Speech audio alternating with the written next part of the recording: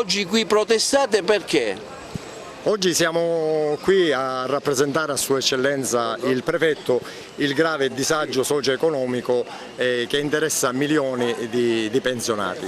Soprattutto ci battiamo e chiederemo al Prefetto di farsi portavoce per istituire un fondo per la non autosufficienza, un problema che riguarda 3 milioni di cittadini in maniera diretta, e quando parliamo di cittadini non parliamo solo di anziani, perché la disabilità e i problemi ad essa legata raggruppa diverse fasce di età. E non dimentichiamo che in Italia l'assistenza ai non autosufficienti ricade tutto sulle spalle dei familiari. Sono infatti i caregiver, i cosiddetti caregiver, che sono circa 7 milioni di persone che accudiscono i propri familiari, e quindi così non può andare, anche perché consideriamo che il peso economico ricade sulle famiglie, non c'è nessuna tutela assistenziale e previdenziale, soprattutto per le donne che rinunciano anche al posto di lavoro o cambiano la tipologia del proprio rapporto di lavoro da full time a part time, e quindi chiediamo, questa è una delle cose più importanti, e poi abbiamo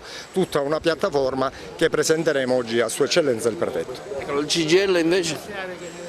Ma l'Italia è un paese vecchio, cioè nel senso che è uno dei paesi dove si vive di più.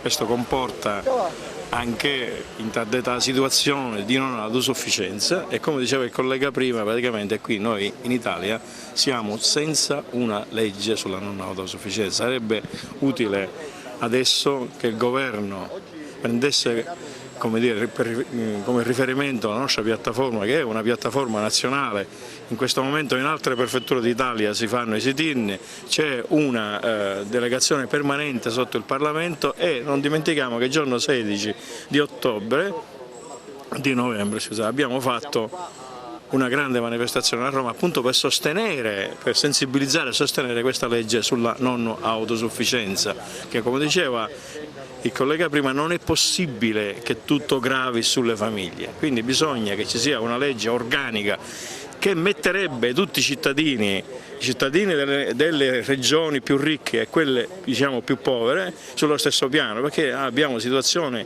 di diritti per gli anziani come dire, diverse da regione a regione. Oggi noi siamo tutti assieme, FNPC ISL, WILP pensionati, SPCGL, a manifestare, a fare un sit-in davanti alla prefettura, perché questa è una battaglia di civiltà.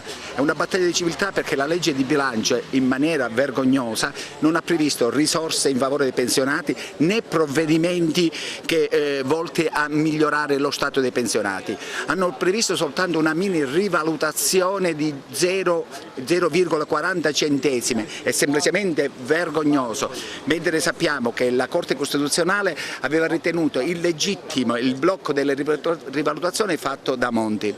Noi abbiamo presentato degli emendamenti al Senato per migliorare la legge di bilancio volta a riconoscere una giusta perequazione, abbassare le tasse dei pensionati perché sono in maniera esosa più rispetto ai lavoratori dipendenti, e poi estendere alle pensioni più basse la 14ª mensilità.